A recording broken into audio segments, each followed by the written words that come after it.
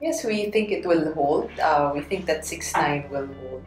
Well, one of the major concerns that we have right now, or the catalyst for the sell-off, is really the weak US market.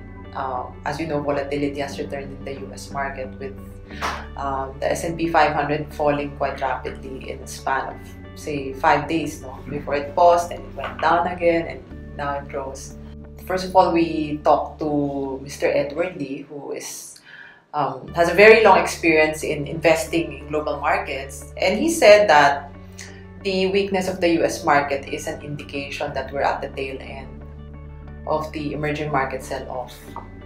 Okay, so of course the Philippines is part of the emerging market sell-off. Fund managers tend to sell their weakest stocks first, and then of course they tend to keep their favorite blue chips last. And if you look at how the global market has performed for the year-to-date period, almost all markets globally have gone down significantly except for the US, which has remained one of the strongest markets, if not the only strong market for the year-to-date period, except of course this October it started to go down. So that could be an indication that, you know, fund managers have nothing else to sell, so now they have to sell their US stocks. So it means they don't own a lot of Philippine assets anymore. So that's how we view it as being good. It means that they're done. They're almost done selling. Locally, we're seeing signs that inflation has peaked. And remember, our rising inflation is one of the reasons why we were cautious during the start of the year. Inflation has continuously been going up and beating expectations. No? But there are indications that it has peaked or will peak already for the month of October. For one, rice prices have stabilized already, and the government is doing something about it. And also helping the situation stabilize would be global oil prices having gone down, the peso actually strengthening.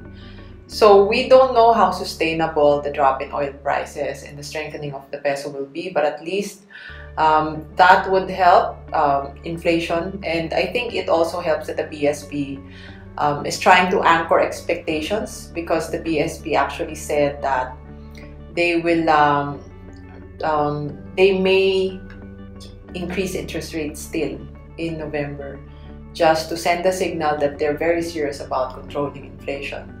They have actually increased rates by a total of 150 basis points already for the year-to-date period, which we feel will already help control inflation expectations.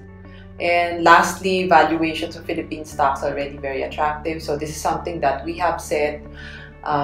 If we look at all 63 stocks that COL Financial covers, around 80% are already trading below their 10-year historical average PEs, and 50% are trading more than one standard deviation below their historical average PEs. This just means that during the past 10 years, it's 50% of all stocks traded at higher valuations. So from that perspective, you know, it looks very interesting for investors to actually start coming in and start accumulating these stocks. So the reason why we're excited about low inflation is the implication on interest rates. With inflation peaking or showing signs that it may start going down, I think interest rates will stop going up and may in fact go down already, which is of course good for stocks. My stock picks are actually the same, haven't really changed.